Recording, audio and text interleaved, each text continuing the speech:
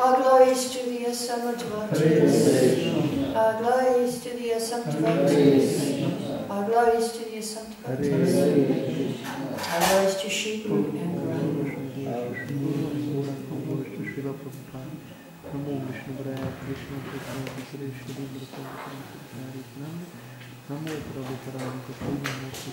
We're reading from Bhagavad Gita, Chapter 8, Verse 6. Yang yang vapi smanam bhavam tyajyantyante kalevaram tam tam evaitikam teya sanat bhavapamitaha. Whatever state of being one remembers when he quits his body, O son of Kunti, that state he will attain without fail. Purport. The process of changing one's nature at the critical moment of death is here explained. A person who at the end of his life quits his body thinking of Krishna attains the transcendental nature of the Supreme Lord. But it is not true that a person who thinks of something other than Krishna attains the same transcendental state. This is a point we should note very carefully. How can one die in the proper state of mind? One's thoughts during the course of one's life accumulate to influence one's thoughts at the moment of death. So, this life creates one's next life. And I may add that as many material desires you have, that many material bodies you will get after this one. So better to chant Hare Krishna now and finish your material desires. Purport. If in one's present life one lives in the mode of goodness and always thinks of Krishna, it is possible for one to remember Krishna at the end of one's life. That will help one to be transferred to the transcendental nature of Krishna. If one is transcendently absorbed in Krishna's service, then his next body will be transcendental, spiritual, not material. Therefore, chanting of Hare Krishna, Krishna Krishna, Hare Hare, Hare Ram, Ram Ram, Hare Hare is the best process for successfully changing one's state of being at the end of one's life. Mukam karoti vachalam mangam langategim yakipam tamam bande Sri Guru Vitanam Omagana Tibiranasya Gananjara Shalakaya Chikshuritam Yena Tasamari Sri Gurave Namaha. So the title of this chapter 8 of Bhagavad Gita is Attaining the Supreme. And Prabhupada just explained to us what is the Supreme, to go back to Godhead and be with Krishna, live eternally in a very eternal young body, youthful body without old age, disease, or death. No death. So in order to achieve that, we will have to remember Krishna at the time of death. So how can we remember Krishna? As Prabhupada said in this purport, we must chant Hare Krishna. Remembering means chanting. And if you're not sure about that, just read this chapter 8, because 17 times in the purport, Prabhupada says we should chant Hare Krishna. And that's how it will happen at the time of death. I had a near-death experience, and when I was, my memory was taken, I was under anesthesia, my memory was taken away completely. Everything was black, but I was conscious. And I could have just, my consciousness, I was just existing, but no memory of, no identity. Like, I could have been an atom or a molecule. You know, that's how I was. But I was conscious. So then, in the middle of the darkness, the holy name came. And it was in multicolor, and it was dancing, like a screensaver. And I didn't know what it was, because I was, an atom. But then, because of my past habits, I started chanting Hare Krishna. And as soon as I started chanting, even though I had no senses, but must have been some kind of spiritual senses that helped me to chant, I had no gross or subtle. Then my memory came back. Oh, yes, I'm a devotee of Krishna. And but how come I didn't go back? Looks like I didn't have my body. My body is not here, and gross or subtle. How come I didn't go back to Godhead? How come I'm in the void? It was very frustrating. But anyway, it just shows that even in the void, Krishna is there. And what form of Krishna came was the form of the holy name. So that's why it's good to keep chanting. And then even if you forget Krishna at the time of death, Krishna will not forget you. So near-death experience, I didn't die. I'm here today with you all, because I didn't leave at that point, but I was brought back. But at death, the senses slowly stop, one by one. You lose your sight, you lose your... The hearing is the last to go. You can still hear people. That's the last sense to go. But all the sense of touch, the sense of sight, these senses slowly go away before you die. And the hearing is the last one to go. So it's better to try in this life to hear as much as possible, chant as much as possible, so that when the final exam comes, then you're prepared. You're ready for it. So during this life we spend mostly in youth to get wealth. We have to make money, and when we're old, we spend our health to get wealth when we're young, and when we're old, we spend our wealth to get health. That's how old age works, because everything falls apart and deteriorates when you get an old body. So the time passes, and we neglect our real welfare. So it's very important to how we use our time. I think I might have told this story a few years ago here in this temple about Alexander the Great and his 3 last wishes on his deathbed. So he told his generals, after I die, I want you to carry out these 3 wishes of mine. The first one was, the best doctors should carry his coffin to the graveyard. The best doctors. The second wish was that all his wealth should be scattered on the ground on the way to the cemetery. And the third one was that when they put him inside the coffin, his hands should be left outside freely to swing outside. 3 wishes. Now, I will ask you, why did he want the best doctors to carry his coffin? Because even they were the best doctors, they could not save him. Even the best doctors could not save him. And why did he want all his wealth to be left on the road on his way? Yes.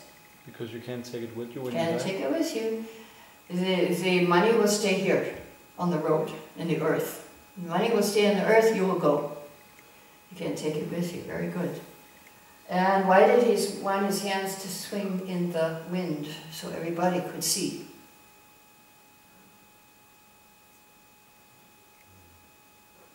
Because... He's old. Huh? He's old. What did he say? Old. Old? Well, he was dead. He was more than old. Not old. Old. Open. Oh? The hands were open. The hands were open. Why? He couldn't take anything. Can't take it with you, right? You come empty-handed, and you leave empty-handed. Yes. So he was teaching people that we leave this world empty-handed after our most precious treasure is exhausted, and that is time. Our time is the most valuable thing we have, because if we give our time to someone, we cannot get it back. It's very limited. Prabhupada would often say, now it is 4 o'clock, and you cannot buy back 3:30 for any amount of money. 3:30 today. 3:30, what is today? June 14th, 2015, 3:30.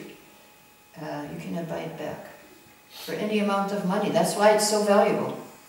So therefore it's important how we use our time. So, how can we die in the proper state of mind? What happens at the time of death? Actually, recently somebody asked me a question, a philosophical question, and that is, there is a verse from Bhagavatam which says, somehow or other you must take the form of the Lord in your mind, even if by force, bring the form of the Lord into your mind. You know, why should we do that? Because at the time of death, your whole life goes in front of you. And if you see Krishna there, then he's with you. So good to have the form of Krishna in your mind, or Gonitai, Prabhupada, they all help you. There was one of my friends, before she became a devotee, she had a near-death experience, and she saw her life go in front of her. And it stopped at one point in her life where, as a youth, she had killed a cat. It just stopped. It was a very shocking part of her life. Now, what would have happened if she had died at that point? She would have become a cat, which is not a very happy birth. You have to go through so many species of life before you get the human form of life again. So therefore, it's good as many times as we can take a picture of the deities and keep in our heart. That will help us in this life and at the end of this life to help us get a spiritual body, go back to the spiritual world. So try to always think of Krishna for every moment of the day. Offer your day to Krishna. Be grateful to Krishna. And there's another story I will tell you about one man. He was a soldier. No, he was a CIA agent, actually, from America. And his duty was to assassinate people, like important people. That was his duty. And and not only that, his duty was to sell guns to developing countries, or countries that were, having fighting. So he had a near-death experience. And what happened to him was that he had to experience how he killed different people. He had to experience what they were feeling, whether he shot them or beat them, or he had to feel exactly what they were feeling. Not only that, he had to feel exactly what all the family members and friends felt upon losing him. That's what he had to, and then he had to experience every gun that he sold and how it killed somebody. He had to experience that also for every gun and what their family felt. And so he came back to life, a changed man, and he realized that he has to change his life because he had a very bad thing, thing waiting for him after this life. It's a lot of punishment. So we have to be careful what we do in this life. I would like to share with you one piece written by one of my godbrothers. His name is Chandrasekhar Swami. And he was saying, I'm looking forward to the end. How can I get myself to realize someday I will be watching my final minutes tick away? Where will I be? Will I be with devotees? Will I die from an accident? Will I be in extreme pain? Will I be with people who are happy that I'm dying, people who are killing me? Or with those who feel frightened but don't know what to do or to say? Death is all around us, isn't it? As Yudhishthira Maharaj said to his father Tamaraj, it's the most wonderful thing. All around us, people are dying, but we think we will just live on forever. So, recently, a week ago, my godmother died at actually 3:30 last Sunday, Brahmananda Prabhu. And it was very sudden. He was not so sick, but just 2 days before he got a heavy lung infection, he couldn't breathe. And all of a sudden he just collapsed, and that was it. It wasn't a long, drawn-out death. And so,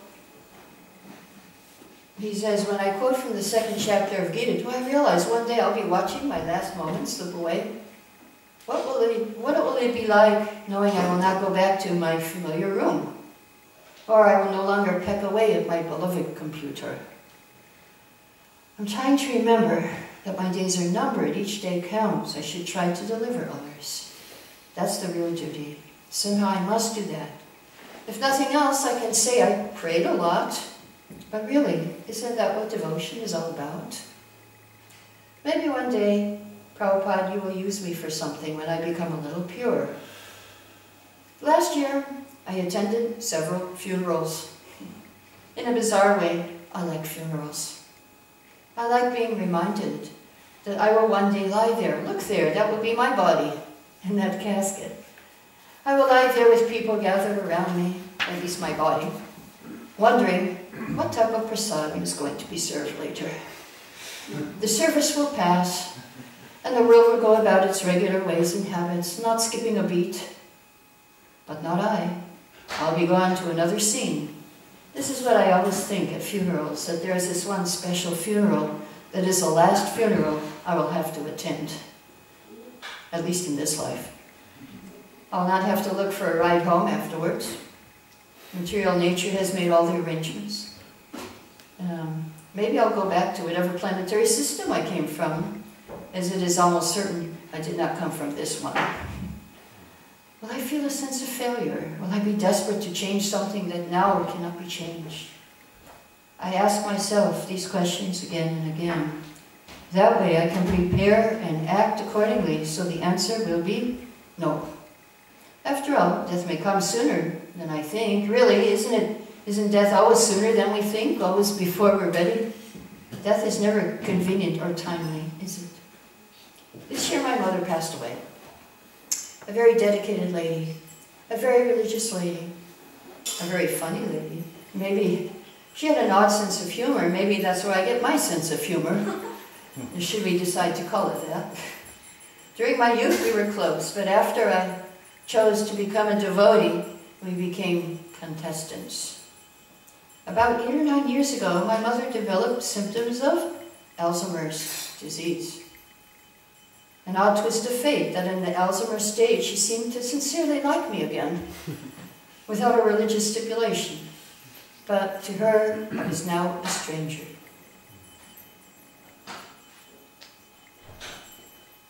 The last words she ever said to me were, it was so nice to have met you. That was from his mother. Interesting parting remark coming from your mother.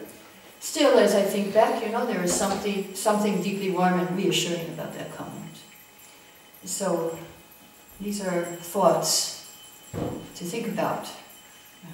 Death. Prabhupada said in a lecture, we should always be thinking of Krishna. Sarata Bhava Bhavito, and we'll go to Krishna. So how did devotees face death previously in Srimad Bhagavatam? Parikshit Maharaj, he is the whole purpose why Bhagavatam was supposed to be spoken. He had a 7-day notice that he was going to die in 7 days, and we don't have any notice because the astrologers aren't supposed to tell you when your time of death is. They're not supposed to, actually. If they do, then they're not proper astrologer. So, yes, he had a 7-day notice. And what did he do with those 7 days? He heard Srimad Bhagavatam without eating or sleeping or drinking. He simply heard Bhagavatam. So, what did he say when he found out he was going to die? He said, because when he came, all the great sages from the whole universe came to be with him, because they knew he's a Mahabhagavad, a great devotee. They wanted to be there and to see how he passes away. So he asked these great sages, now, what should I do? And then he said, first of all, I offer obeisances to all you Brahmins. I pray, if I should again take my birth in this material world, I'll have complete attachment to Krishna, association with devotees, and friendly relations with all living beings. So that means he wanted to come back as a preacher, because this is how the preacher thinks. He loves Krishna, he's friendly with devotees, and he's merciful to all living beings. Now we have another case in Srimad. Of course we have many cases, I'll just take a few. Dhruva Maharaj, he was a young child, 5 years old, when he got perfection, self-realization, he saw the Lord. And at the time of death, he had gone up to the Himalayas, to Badrikashram, and he was performing devotional service there. And at one point, it was his time to go. So, what happened was some Vishnu Dutas from the spiritual sky came down, flying a spiritual airplane. And they said to him, please, come. Please board this airplane. You may go back to Godhead. So what did he do? Did he just jump on the plane? No. First of all, he finished his morning sadhana, Mangalarti, whatever he had to do. he did his sadhana first, and then he went and offered obeisances and took permission from all the devotees who were there. Then he circumambulated the plane 3 times, and then he went on the plane. So we should learn from him. When the plane comes for you, don't forget to do your morning sadhana, Mangalarti and Guru Puja, those things. And then your life will be perfect. And so then, what happened when Yamaraj came, the Lord of Death came? But the Yamaraj, of course, he came not to take him away, but he came to get the blessings of the pure devotee. So when Dhruva Maharaj saw Yamaraj come, Yamaraj was offering obeisances to him, and Dhruva stepped on his head to get into the airplane. So Yamaraj was happy because he got the dust of the feet of a pure devotee, and Dhruva Maharaj, that's how he passed to the next world. He just stepped on the head of death. And then he went into his transcendental spiritual airplane. So we can learn a lot. And what happened when the Vishnu Dutas first came, he didn't know what to say. He didn't know how to pray to them or anything. So what did he do? Prabhupada says in the purport, he just chanted Hare Krishna. And that was his prayer.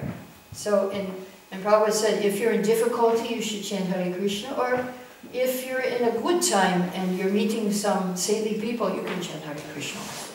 Either way. So it's good for everything. It's good for preparing ourselves for the time of death.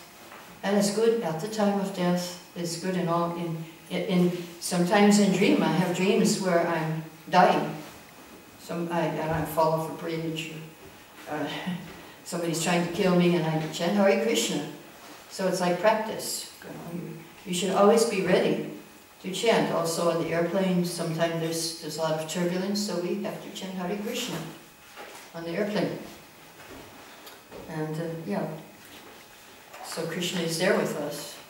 So Srila Prabhupada also, when he was on his deathbed, he was still translating his books. You can see the videos where he's laying in the bed and they put the microphone and somebody's reading it and he's translating, he's dictating into the microphone.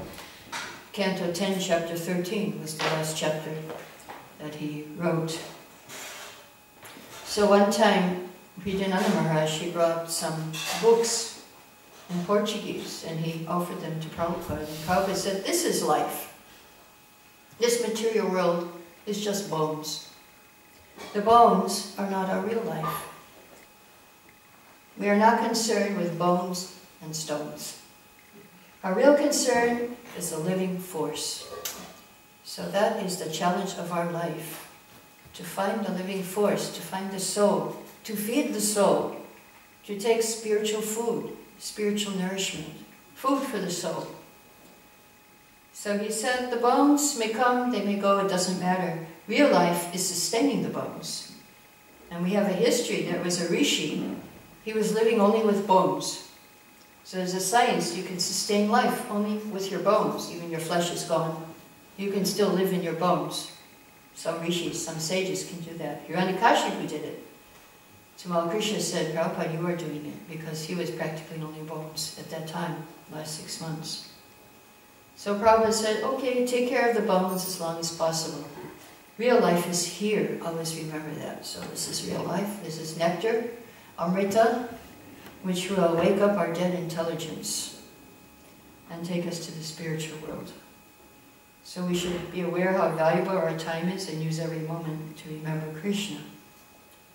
And there was a prayer which Prabhupada wrote in a letter, a prayer to Super Soul.